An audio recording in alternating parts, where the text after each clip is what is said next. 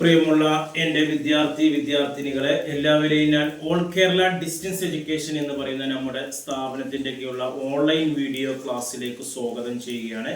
ഇന്ന് ഞാൻ നിങ്ങൾക്ക് മുമ്പിൽ പ്രസന്റ് ചെയ്യുന്നത് ENS-ന്റെ +2 data entry operation code number 336 previous year question paper solving ആണ്. 2024 ഒക്ടോബർ നടന്ന എക്സാമിന്റെ 3 മാർക്കിന്റെയും 4 മാർക്കിന്റെയും വിവിധ ക്വസ്റ്റ്യൻസും ആൻസറും ആണ് ഞങ്ങളുടെ മുമ്പിൽ അവതരിപ്പിക്കുന്നത്. എൻ്റെ വീഡിയോ ക്ലാസ്സുകൾക്കൊന്നും എല്ലാവരും ലൈക്ക് ചെയ്യുക, ഷെയർ ചെയ്യുക, കമൻറ്റ് ചെയ്യുക, സബ്സ്ക്രൈബ് ചെയ്യുക. നമുക്കറിയാം 2024 സിലബസ് അപ്ഡേഷൻ പ്രകാരം ആദ്യമായി 2024 ഏപ്രിലും രണ്ടാമതായി 2024 ഒക്ടോബറിലുമാണ് ന്യൂ സിലബസ് അനുസരിച്ചുള്ള എക്സാം നടന്നത്. ഏപ്രിൽ നടന്ന എക്സാമിൻ്റെ എല്ലാ വിഷയങ്ങളുടെയും ക്വസ്റ്റ്യൻ പേപ്പർ നമ്മുടെ ചാനലിൻ്റെ പ്ലേലിസ്റ്റിലുണ്ട്. ഒക്ടോബറിൽ നടന്നതിൽ നമ്മൾ ഡാറ്റ എൻട്രി ഓപ്പറേഷൻ്റെ ക്ലാസ് ആണ് എടുത്തുകൊണ്ടിരിക്കുന്നത്. ഇത് നമ്മുടെ ചാനലിൻ്റെ പ്ലേലിസ്റ്റിൽ അവൈലബിൾ ആണ്. മൊത്തം 10 ചാപ്റ്റർ ആണ് ടെക്സ്റ്റ് ബുക്കിൽ വരുന്നത്. അതിൽ 6 ചാപ്റ്റർ മാത്രം, ഏകദേശം 60% ഭാഗങ്ങൾ ആണ് നമ്മൾ കവർ ചെയ്യേണ്ടത്. 6 ചാപ്റ്റർ പഠിച്ചാൽ മതി. ബാക്കി വരുന്ന 4 ചാപ്റ്റർ എക്സാമിൽ നിന്ന് ഒഴിവാക്കിയിട്ടുണ്ട്. ഓക്കെ, നമുക്ക് 40 മാർക്കിൻ്റെ ക്വസ്റ്റ്യൻ പേപ്പർ ആയിരിക്കും. അതിന് 32 മാർക്കിലേക്കാണ് കൺവേർട്ട് ചെയ്യുന്നത്. 1.5 മണിക്കൂറിൻ്റെ സമയം ഇതിന് ആവശ്യമുള്ളൂ തിയറി പരീക്ഷയ്ക്ക്. മറ്റുള്ള എക്സാമൊക്കെ 5:30 മണി വരെ, 2:30 മണി മുതൽ 5:30 മണി വരെ. ഇതാകുമ്പോൾ 4-4:30 ആകുമ്പോഴത്തേന് നിങ്ങൾക്ക് എക്സാം കഴിഞ്ഞ് വീട്ടിലേക്ക് പോകാവുന്നതാണ്. 60 mark practical, 32 mark theory, 8 mark assignment ആണ്. 60 + 32 + 8 20 മാർക്കിലാണ് നമ്മൾ അസൈൻമെന്റ് എഴുതിയെങ്കിലും അത് 8ലേക്ക് കൺവേർട്ട് ചെയ്യുന്നു. ഓക്കെ, നമ്മൾ കഴിഞ്ഞ 2024 ഒക്ടോബറിൽ നടന്ന 3 മാർക്കിന്റെ 4 മാർക്കിന്റെ ക്വസ്റ്റ്യൻസ് ആണ് പറയുന്നത്. ക്വസ്റ്റ്യൻസ് നമ്മൾ ഇംഗ്ലീഷിലാണ് എഴുതിയിട്ടുള്ള ബോർഡിൽ. കാരണം നമ്മുടെ പരീക്ഷയ്ക്ക് മലയാളത്തിൽ എഴുതുന്നവർക്കും ഇംഗ്ലീഷിൽ എഴുതുന്നവർക്കും ക്വസ്റ്റ്യൻസ് ഇംഗ്ലീഷിലാണ്. അതുകൊണ്ടാണ് നമ്മൾ ബോർഡിൽ ക്വസ്റ്റ്യൻസ് ഇംഗ്ലീഷിൽ എഴുതി അതിന്റെ അർത്ഥം മലയാളത്തിൽ പറഞ്ഞ് ആൻസർ മലയാളത്തിൽ പറയും. First, write name of any 3 generalized package which are mostly common. ഏതൊക്കെയാണ് 3 ജനറലൈസ്ഡ് പാക്കേജ്? നമ്മൾ സോഫ്റ്റ്വെയർ പറയുന്നുണ്ട്. ആപ്ലിക്കേഷൻ സോഫ്റ്റ്വെയറിൽ വരുന്നതാണ് ജനറലൈസ്ഡും കസ്റ്റമൈസ്ഡും. ആ ജനറലൈസ്ഡ് പാക്കേജ് എന്നാണെങ്കിൽ പ്രത്യേക പ്രോഗ്രാമുകൾ ആപ്ലിക്കേഷൻ ചെയ്യാൻ വേണ്ടിയിട്ടാണ്. MS Excel, MS Word, MS PowerPoint, access, database management, ഇതൊക്കെയാണ് ഇതിൽ വരുന്നത്. ഇനി ഇതറിയാത്തവർ റൈറ്റ് എനി 3 DBMS പ്രോഗ്രാം. ഏതൊക്കെയാണ്? 3 DBMS ഡാറ്റാബേസ് മാനേജ്മെന്റ് പ്രോഗ്രാംസ് ഏതൊക്കെയാണെന്ന്. Oracle database, Microsoft SQL server, PostgreSQL, ഇതൊക്കെയാണ് ഇതിൽ വരുന്നത്. ഇനി 21 write steps to print the address directly on the envelope use. ഏതൊക്കെ സ്റ്റെപ്സ് ആണ് അഡ്രസ്സ് നമ്മൾ ഡയറക്റ്റ് ആയിട്ട് പ്രിന്റ് എടുക്കാൻ, മെയിൽ മെർജിൽ പ്രിന്റ് എടുക്കാൻ വേണ്ടി നമ്മൾ ഉപയോഗിക്കുന്ന സ്റ്റെപ്പുകൾ ഏതൊക്കെയാണെന്നുള്ളതാണ്.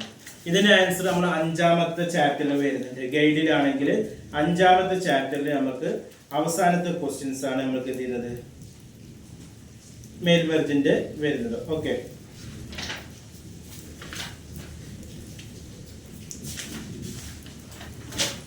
അതിലിങ്ങനെ വരുന്നുണ്ട്. ഫസ്റ്റ് സ്റ്റെപ്പ് എന്ന് പറഞ്ഞാൽ ക്രിയേറ്റ് ദി മെയിൻ ഡോക്യുമെന്റ് ആണ്. മെയിൻ ഡോക്യുമെന്റ് ഉണ്ടാക്കുന്നതാണ്. പുതിയൊരു ഡോക്യുമെന്റ് തുറക്കുക. മെയിലിംഗിൽ start button, start main merge click ചെയ്യുക. എന്നിട്ട് എൻവലപ്പ് ക്ലിക്ക് ചെയ്യുക. രണ്ടാമത് ഇവിടെ എൻവലപ്പിന്റെ അളവ് കൊടുക്കുക. 3 ഡാറ്റ സോഴ്സ് സെലക്ട് ചെയ്യുക. പുതിയ ലിസ്റ്റ് വേണമെങ്കിൽ നമുക്ക് ഇവിടെ ഉണ്ടാക്കാം, അല്ലെങ്കിൽ നേരത്തെ ഉള്ള ലിസ്റ്റ് എടുക്കാവുന്നതാണ്. 4 ഡാറ്റ ഫീൽഡ് ഡാറ്റ റെക്കോർഡും കൊടുക്കുക. 5 മെയിൽ മെർജിലേക്ക് ഡാറ്റ ഫയൽ ലോഡായി കഴിഞ്ഞാൽ എഡിറ്റ് റെസിപ്റ്റന്റ് ലിസ്റ്റ് ഉപയോഗിച്ച് എന്തെങ്കിലും തിരുത്തലുകൾ നടത്താം. 6ാമത്താണ് mailing. Write and insert field, insert merge field click ചെയ്യുക. അതിനുശേഷം ഡാറ്റ സോഴ്സിന് അഡ്രസ് മെർജ് ചെയ്യേണ്ട ഫീൽഡ് കൊടുക്കുക. പിന്നീട് ഓക്കെ കൊടുക്കുക. സെലക്ട് ചെയ്ത ഡാറ്റ എൻവലപ്പിക്കാവുന്നുണ്ട്. 7ാമത് മെയിൻ ഡോക്യുമെന്റിലേക്ക് ഡാറ്റ മെർജ് ചെയ്യുന്നു. മെയിലിംഗ് പ്രിവ്യൂ റിസൾട്ട് കൊടുക്കുമ്പോൾ നമ്മൾ മെർജ് ചെയ്ത ഡാറ്റ നമുക്ക് സ്ക്രീനിൽ കാണാം. 8ാമത് മെയിലിംഗിൽ പോവുക. ഫിനിഷ് ആൻഡ് മെർജിൽ പോയിട്ട് പ്രിന്റ് ഡോക്യുമെന്റ് കൊടുത്ത് നമുക്ക് പ്രിന്റ് എടുക്കാം. ഇനി 22ാമത്തെ what are the 3 option available under selecting mail merge. ഏതൊക്കെയാണ് മെയിൽ മെർജ് ചെയ്ത 3 തരം ഡോക്യുമെന്റുകൾ? ഏതൊക്കെയാണ്? Main document, data source, merge ആണ്. അതിൽ മെയിൻ ഡോക്യുമെന്റ് എന്താണ്? ഒരു മെയിൽ മെർജ് പ്രവർത്തനത്തിൽ പേഴ്സണലൈസ്ഡ് ഡോക്യുമെന്റ് ആണ്. ഒരു സാധാരണ കത്ത് അല്ലെങ്കിൽ എൻവലപ്പ് ആണ് എന്ന് പറയുന്നത് പേഴ്സണലൈസ്ഡ് ഡോക്യുമെന്റ്. അല്ലെങ്കിൽ മെയിൽ ലേബിൾ ആണ് മെയിൻ ഡോക്യുമെന്റ്. മെർജ്ഡ് ഡോക്യുമെന്റിന്റെ ഓരോ പകർപ്പിക്കലും ഒരേ രൂപരേഖയുള്ള ഡോക്യുമെന്റ് ആണിത്. ഒരു ഫോം ലെറ്ററിന്റെ ഉള്ളടക്കവും റിട്ടേൺ അഡ്രസ്സും വരുന്നുണ്ട്. രണ്ടാമതാണ് ഡാറ്റ സോഴ്സ് ആണ്. ഡാറ്റ സോഴ്സ് പേരുകളും വിലാസങ്ങളും വ്യത്യസ്തമായ വിവരങ്ങൾ ഉൾക്കൊള്ളുന്ന ഒരു ഫയലാണ്. പലർക്കായി അയക്കേണ്ട ഒരു ഫോം ലെറ്ററിന്റെ പേരുകളും വിലാസങ്ങളും വരുന്നുണ്ട്. 3 മെർജ് ഡോക്യുമെന്റ് ആണ്.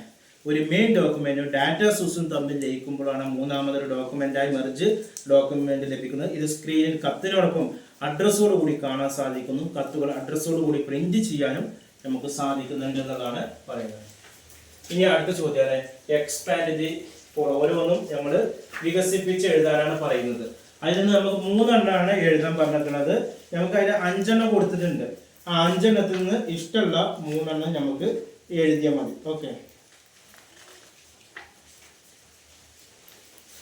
First ISP internet service provider, PC എന്ന് പറഞ്ഞ പേഴ്സണൽ കമ്പ്യൂട്ടർ, ISN എന്ന് പറഞ്ഞാൽ integrated service digital network, TCP എന്ന് പറഞ്ഞാൽ ട്രാൻസ്മിഷൻ കൺട്രോൾ പ്രോഗ്രാം, TLD എന്ന് പറഞ്ഞാൽ ടോപ്പ് ലെവൽ ഡൊമൈൻ ആണ്.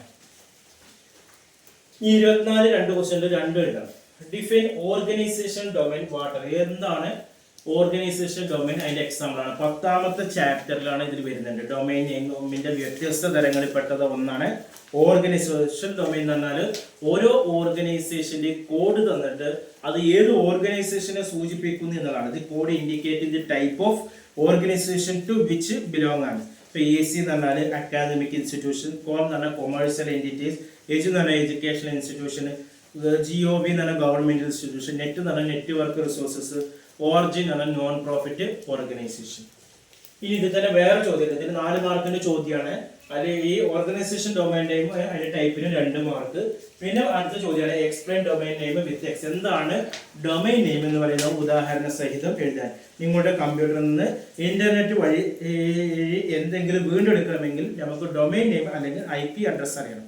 ഉദാഹരണമായി പറയുന്നത് www.nos.acin. ഇത് NOS എന്നത് ഹോസ്റ്റ് കമ്പ്യൂട്ടറിന്റെ ഡൊമൈൻ നെയിമാണ്. AC എന്നത് അക്കാദമിക് മേഖലയാണ്.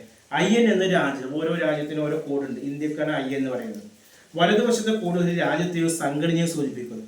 ഉദാഹരണം COM IN.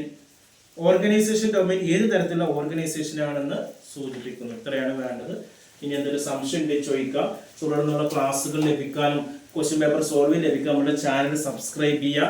അതേപോലെ തന്നെ എല്ലാ വിഷയത്തിന്റെ മലയാളത്തിലുള്ള ഗൈഡുകൾ ആവശ്യമുള്ളവർ എൻ്റെ വാട്സപ്പിൽ കോൺടാക്ട് ചെയ്യുക.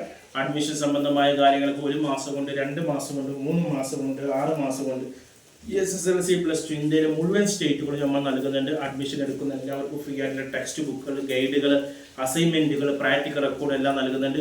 ഇനി ആരെങ്കിലും വീട്ടിലിരുന്ന് ഓൺലൈനായി മൊബൈൽ പരീക്ഷ എഴുതാൻ പറ്റുന്ന താല്പര്യമുള്ളവർ ബോസ് എഡ്യൂക്കേഷൻ്റെ SSLC+2 നമുക്ക് നൽകുന്നുണ്ട്. അതിന് ഇക്വലൻസി നൽകുന്നുണ്ട്. ഇഗ്നോ ശ്രീനാരായണ ഗുരു യൂണിവേഴ്സിറ്റിയുടെ ഡിഗ്രി PG അഡ്മിഷൻ നൽകുന്നുണ്ട്. കൂടുതൽ വിവരങ്ങൾക്കും അഡ്മിഷനും കോൺടാക്ട് ചെയ്യേണ്ട വാട്സപ്പ് നമ്പർ നമ്മുടെ ചാനലിൻ്റെ ഡിസ്ക്രിപ്ഷൻ ബോക്സിലുണ്ട്. അതിൽ നിങ്ങൾ കോൺടാക്ട് ചെയ്യുക. 9037114679. Okay, thank you.